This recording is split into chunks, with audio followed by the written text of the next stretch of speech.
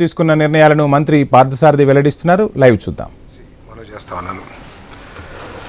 మొట్టమొదటిగా పరిశ్రమలు మరియు వాణిజ్య శాఖ చేసిన ప్రతిపాదన ఆంధ్రప్రదేశ్ సర్క్యులర్ ఎకానమీ మరియు వ్యర్థ పదార్థాల పునర్వినియోగ విధానం 4O 2025-30 ప్రతిపాదనకు రాష్ట్ర మంత్రి మండలి ఆమోదం తెలిపింది. మనందరికీ తెలిసిందే, ఈ మధ్య ఈ పారిశ్రామిక వ్యర్థాలు కానివ్వండి, మున్సిపల్ వేస్ట్ కానివ్వండి, లేకపోతే డ్రైనేజీ వేస్ట్ కానివ్వండి, రకరకాల వేస్ట్లు ఇవన్నీ కూడా పెద్ద ఛాలెంజ్గా మారిన విషయం అందరికీ తెలిసిందే. గతంలో మనం చూసాం, చెత్త పన్ను కూడా వేసి ప్రజల మీద భారం మోపారు, కానీ చెత్తని క్లియర్ చేయలేక దాదాపు 80,000 టన్నుల్ని వారసత్వంగా మరి కొత్త ప్రభుత్వానికి కూడా అందించడం జరిగింది గత ప్రభుత్వం. మరి ఈరోజు ఈ ప్రభుత్వం ఆలోచన చేసి ఈ సవాళ్ళను ఏ విధంగా ఎదుర్కోవాలి, దీని ద్వారా కూడా ఈ చెత్త ద్వారా కూడా పర్యావరణం రక్షించడం కానివ్వండి, లేకపోతే ఎన్విరాన్మెంట్ సాధించడం కానివ్వండి, లేకపోతే మంచి వాతావరణాన్ని సాధించడం కానివ్వండి, దీన్ని వినియోగించి ఏ విధంగా ఆర్థికపరమైన బెనిఫిట్ పొందాలనే విషయంలో పెరుగుతున్న పారిశ్రామిక వ్యర్థాల సవాళ్లు, అభివృద్ధి చెందుతున్న స్థిరత్వ అవసరాలు మరియు సర్క్యులర్ ఎకానమీ నమూనాల నుండి వెలువడుతున్న ఆర్థిక అవకాశాలను మంత్రివర్గం సమగ్రంగా సమీక్షించింది. ఈ వివరణాత్మక మూల్యాంకన తర్వాత మంత్రివర్గం 2025-2030 కాలానికి ఆంధ్రప్రదేశ్ సర్క్యులర్ ఎకానమీ మరియు వ్యర్థ పదార్థాల పునర్వినియోగ విధానాన్ని అధికారికంగా ఆమోదించింది. స్వర్ణాంధ్ర 2047 సహకారంలో భాగంగా ఈ విధానం భారతదేశంలో మొట్టమొదటి సమగ్ర సర్క్యులర్ ఎకానమీ మరియు వ్యర్థ పదార్థాల పునర్వినియోగ విధానం. చెత్త నుండి సంపద సృష్టి నిలిచి ద్విస్థాయి మౌలిక సదుపాయాల నమూనా, పారిశ్రామిక సింబయాసిస్ ఆవశ్యకత, ప్రత్యేక టాస్క్ ఫోర్స్ మరియు సర్క్యులర్ ఎకానమీ ఇంటరాక్టివ్ ఆర్థిక డాష్బోర్డ్ వంటి ప్రత్యేకతలు కలిగి ఉంది. ఇదేంటంటే ఈ వేస్ట్ అంతటిని కూడా మనం ప్రాపర్ ప్లేస్కి ట్రాన్స్పోర్ట్ చేసి ప్రజలకి ఎటువంటి అనారోగ్య పరిస్థితులు కలిగించుకోకుండా దీన్ని రీసైకిల్ చేసి దీని ద్వారా ఆదాయాన్ని పొందటం ఈ విధానం యొక్క ముఖ్య లక్ష్యం అని చెప్పేసి మనం చేస్తాం. దీంట్లో ఎంఎస్ఎంఈని కూడా డెవలప్ చేయడానికి అవకాశం ఉంటుంది. దీన్ని వినియోగించుకుని ఫ్యాక్టరీస్ ఎంఎస్ఎంఈస్ స్థాపించాలని ఔత్సాహికులకి ల్యాండ్ అలాట్మెంట్ కానివ్వండి, ఫైనాన్షియల్ అసిస్టెన్స్ కానివ్వండి, అదేవిధంగా ఇన్సెంటివ్స్ కానివ్వండి, అది కూడా ఈ పాలసీలో చెప్పబడింది. కాబట్టి ఇది రాబోయే సంవత్సరాల్లో పరిశుభ్రమైన ఆంధ్రప్రదేశ్ని సాధించడమే కాకుండా దీని ద్వారా ఆదాయాన్ని కూడా పొంది ఏదైతే విజన్ 2047 ఉందో ఆ లైన్లో ఈ ఆర్థిక అభివృద్ధికి కూడా దోహదపడుతుందని చెప్పేసి మనం చేస్తాం.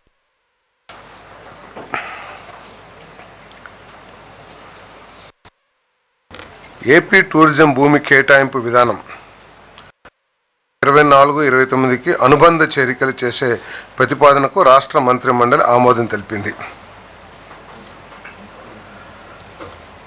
మనందరికీ తెలిసిందే, ఈ ప్రభుత్వం ఈ రాష్ట్రంలో టూరిజం డెవలప్ చేయటం ద్వారా, టూరిజం ఇండస్ట్రీని డెవలప్ చేయటం ద్వారా లక్షలాది మందికి ఉపాధి అవకాశాలు కలుగుతాయి. అంతేకాకుండా రాష్ట్రం కూడా ఆర్థికంగా అభివృద్ధి చెందిద్ది. ఇది ఒక పర్యాటక కేంద్రంగా, ఎందుకంటే మనకి మంచి మంచి టూరిజం స్పాట్స్ ఉన్నాయి కానివ్వండి, లేకపోతే అరకు కానివ్వండి, లేకపోతే చాలా ప్రాంతాల్లో వీటన్నిటిని కూడా డెవలప్ చేస్తానికి ఒక మంచి పాలసీతో ఇప్పటికే మేము ఆల్రెడీ వచ్చాము. దాంట్లో ఏంటంటే సరే ఇక్కడ హోటల్ ఇండస్ట్రీ పెట్టాలనుకుంటే, టూరిజం ప్రాజెక్ట్స్ని డెవలప్ చేయాలనుకుంటే వారికి అనేక విధాలుగా మరి ఇన్సెంటివ్స్ కానివ్వండి, ల్యాండ్ అలాట్మెంట్స్ కానివ్వండి చేస్తామని చెప్పేసి ఇప్పటికే పాలసీలో పేర్కొన్నాం.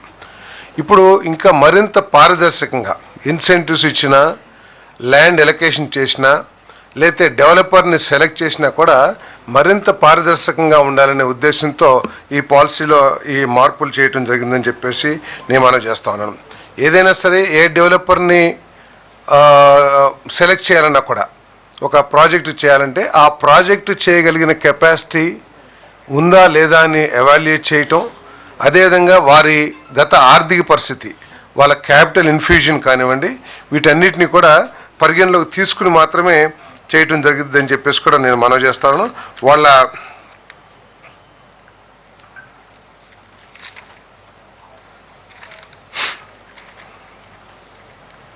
ఏదైనా సరే ఏ డెవలపర్ని సెలెక్ట్ చేయాలన్నా కూడా ఒక ప్రాజెక్టు చేయాలంటే ఆ ప్రాజెక్టు చేయగలిగిన కెపాసిటీ ఉందా లేదా అని ఎవాల్యుయేట్ చేయటం, అదేవిధంగా వారి గత ఆర్థిక పరిస్థితి, వాళ్ళ క్యాపిటల్ ఇన్ఫ్యూజన్ కానివ్వండి, వీటన్నిటిని కూడా పరిగణలోకి తీసుకుని మాత్రమే చేయటం జరిగిందని చెప్పేసి కూడా నేను మనవి చేస్తాను.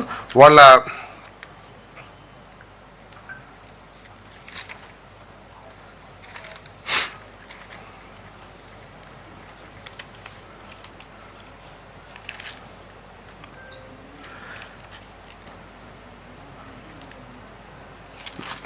దీంట్లో ఏంటంటే వాళ్ళకి స్పెసిఫిక్ కండిషన్స్ని పెట్టి ఒక లార్జ్ ప్రాజెక్ట్ అయితే 2 సంవత్సరాల్లో, అంటే భూమి కేటాయించిన తర్వాత, అంటే మనం చాలామందిని చూస్తూ ఉంటాం చాలా రాష్ట్రాల్లో, కానీ గతంలో మన రాష్ట్రంలో కూడా ల్యాండ్ అలాట్మెంట్ చేసినాక దాన్ని ఎటువంటి డెవలప్మెంట్ చేయకోకుండా ఆ ప్రాజెక్ట్ని డిలే చేసే ప్రాసెస్ని మనం చాలా చూసాం.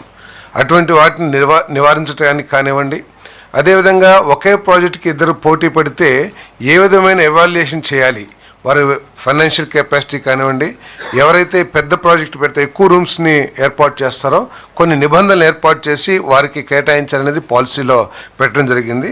అదేవిధంగా ఎవరైనా సరే భూమి హ్యాండ్ ఓవర్ చేసిన 3 నెలల్లోనే ఇది ప్రాజెక్ట్ నిర్మాణాన్ని ప్రారంభించాలనే కండిషన్స్ కూడా పెట్టడం జరిగింది. లార్జ్ ప్రాజెక్ట్స్ అయితే 2 ఇయర్స్లో పూర్తి చేయాలి. అదేవిధంగా మెగా ప్రాజెక్ట్స్ అయితే 3 సంవత్సరాల్లో పూర్తి చేయాలి. అల్ట్రా మెగా అయితే 4 సంవత్సరాల్లో చేయాలని చెప్పేసి కూడా నిబంధనలు పెడతాం జరిగింది.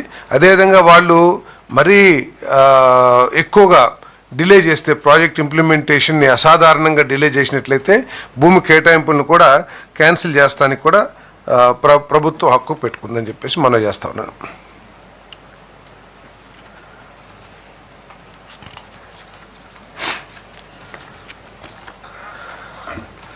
ఆంధ్రప్రదేశ్ అధికార భాషా కమిషన్ పేరును మండలి వెంకటకృష్ణారావు అధికార భాషా కమిషన్గా మార్చే ప్రతిపాదనకు రాష్ట్ర మంత్రి మండలి ఆమోదం తెలిపింది. మరి మండల కృష్ణరావు గారి గురించి తెలియని వారు ఎవరుండరు ఈ ప్రాంతంలో. వారు దివిసీమ గాంధీగా పేరు పొందిన వ్యక్తి. అటువంటి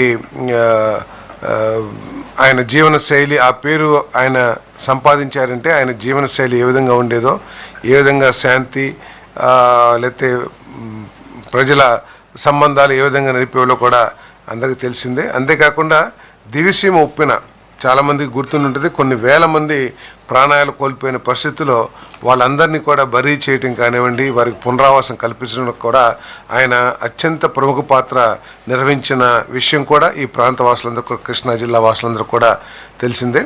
మరి వీరు ఈ అధికార భాషా సంఘం ఏదైతే ఉందో దాని స్థాపనకు కూడా 1966 అనుకుంటాను 60స్లో ఈయనే ప్రముఖ పాత్ర వహించి ఆ సంఘాన్ని ఏర్పాటు చేయడంలో కీలక పాత్ర పోషించారనే విషయం కూడా అందరికీ తెలిసిందని చెప్పేసి మనం చేస్తాను. మరి ఆయన భాష అభివృద్ధి కోసం, తెలుగు భాష అభివృద్ధి కోసం, తెలుగు భాషని అధికారికంగా అధికార కార్యకలాపాల్లో కూడా వినియోగించాలని ఆనాటి నుంచి కూడా మరి ఆయన చేసిన కృషి కానివ్వండి, లేదు ఆయన చేసిన గొప్ప పనులన్నింటినీ దృష్టిలో పెట్టుకుని మరి ఈ భాషా సంఘం పేరుని మండలి వెంకటకృష్ణారావు అధికార భాష కమిషన్గా మరి మార్చే ప్రతిపాదనని ప్రభుత్వం ఆమోదించిందని చెప్పేసి తెలియజేస్తా ఉన్నాను. పురపాలక పట్టణాభివృద్ధి శాఖ ఆంధ్రప్రదేశ్ వ్యవసాయేతర భూమి చట్టం 2006 రద్దు చేసే నేపథ్యంలో ఆంధ్రప్రదేశ్ మెట్రోపాలిటన్ రీజియన్ మరియు అర్బన్ డెవలప్మెంట్ అథారిటీలు చట్టం 2016, Andhra Pradesh capital region development authority చట్టం 2014, ఆంధ్రప్రదేశ్ టౌన్ ప్లానింగ్ చట్టం 1920 మరియు ఆంధ్రప్రదేశ్ మున్సిపాలిటీల చట్టం 1965లకు కొన్ని సవరణలు చేసే ప్రతిపాదనకు రాష్ట్ర మంత్రిమండలి ఆమోదం తెలిపింది. అంటే నాలా మారుతుంది కాబట్టి ఈ ల్యాండ్ కన్వర్షన్ ప్రొసీజర్స్లో ఇంతకుముందు ఏంటంటే మనం నాలా అప్లై చేస్తే ఏదైతే ప్రొసీజర్ ఉందో ఆ ప్రొసీజర్ని ఈ రద్దు చేయటం మూలంగా మార్పు వస్తుంది. కాబట్టి ఈ మిగతా దానికి కనెక్టెడ్గా ఉన్న ఈ చట్టాలను కూడా అమెండ్మెంట్ చేయటం జరిగిందని చెప్పేసి మనం చేస్తాం, ఈ 4 చట్టాలను కూడా. మరి దీంట్లో ఏంటంటే వ్యవసాయ భూముల్ని వ్యవసాయేతర అవసరాల కోసం మార్చినప్పుడు వచ్చే ఏదైతే ఎక్స్టర్నల్ డెవలప్మెంట్ ఛార్జెస్ ఏదైతే ఉంటాయో ఆ ఛార్జెస్ని ఆ ప్రాంతంలో మౌలిక వసతులు అభివృద్ధి కోసం వినియోగించాలని చెప్పేసి ఈ ఈ మార్పు యొక్క లక్ష్యం అని చెప్పేసి కూడా నేను మనవి చేస్తా ఉన్నాను. అంతేకాకుండా ముఖ్యమంత్రి గారు కూడా స్పష్టంగా సూచనలు చేయడం ఏంటంటే ఎక్కడైతే ఈ భూ మార్పిడి జరిగిందో ఆ మార్పిడి ద్వారా వచ్చిన ఈ డెవలప్మెంట్ ఛార్జెస్ ఏదైతే ఉంటాయో ఆ ప్రాంత అభివృద్ధికి ప్రత్యేకమైన ప్రాధాన్యత ఇవ్వాలని చెప్పేసి కూడా ముఖ్యమంత్రి గారు సూచించడం జరిగిందని చెప్పేసి మనం చేస్తాను. కన్వర్షన్ డిఫరెంట్ ఛార్జెస్ ఉన్నాయి, ఆ ఛార్జెస్ని అక్కడ వినియోగించాలని చెప్పేసి.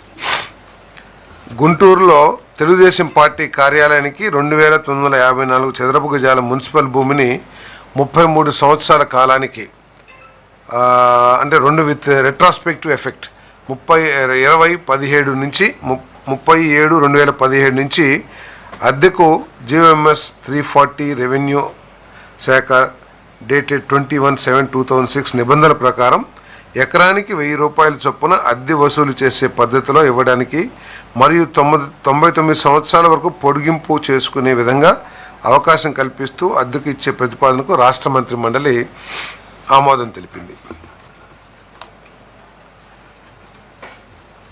ఏపీసీఆర్డీ అథారిటీ 18/8/2025 చేసిన రిజల్యూషన్ నెంబర్ 572/2025 ద్వారా ఆమోదించిన నిర్ణయాన్ని అమల్లోకి తెచ్చేందుకు L1 బిడ్డర్లకు పని